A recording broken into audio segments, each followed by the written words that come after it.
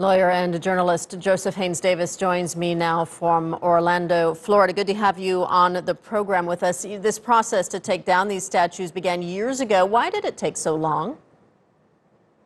Well, it's my understanding, and it's based upon several media reports, that the Charlottesville, Virginia City Council has the sole authority to remove. So as a result, that is a complicated process. It's a process based upon law, legislation, and so forth.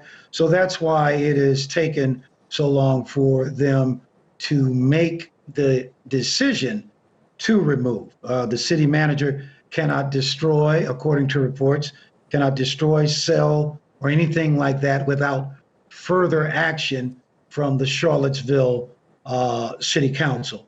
So it continues the complexity of this history, the history of the Confederacy, the history of the Civil War, and the history of these two Confederate generals, that being Robert E. Lee and Stonewall Jackson.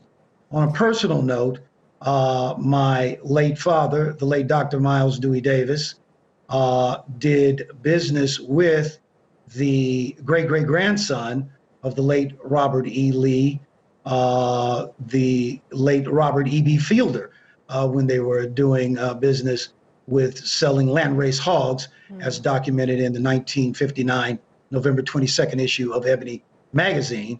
And one of my legal mentors, the late Rotan Edward Lee, a black man in Philadelphia, is also a descendant of the late Robert E. Lee. And the late Rotan E. Lee was a great attorney in Philadelphia. He was also the president of the school board, etc. So it continues a complex issue of slavery, the Civil War, and the Confederacy. Yeah, and when we talk about the complexity of it all, some people see these statues as markers of U.S. history and Southern culture, while others see them as offensive reminders of America's history of slavery and racial oppression. So how can we learn from the past so that we don't repeat these same mistakes, but at the same time not glorifying some of these Confederate generals? Well, the simple answer, I believe, and the most objective answer from me as an analyst and a reporter for TRT, only time will tell. Because the fact of the matter is, it is history.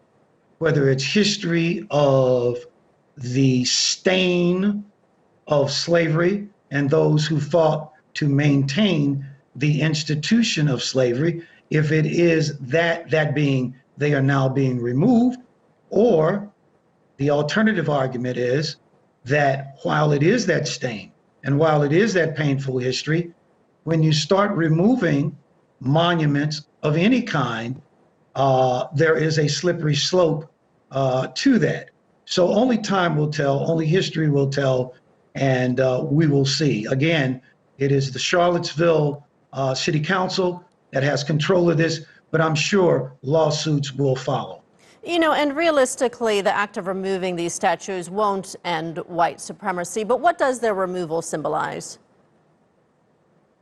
I believe, again, objectively, as your reporter today, I believe it symbolizes the fact that the Charlottesville City Council has enough votes from people who believe it begins to eradicate racist and bigoted symbols. That's what I believe that this symbolizes. Again, on the other hand, because it's always two sides of an argument, when you begin to sterilize history, even when history is as painful as the chattel trade, the human chattel trade here in the United States of America, whereby I'm a descendant of those instances, it can be dangerous. So again, time will tell, and it is a moment in history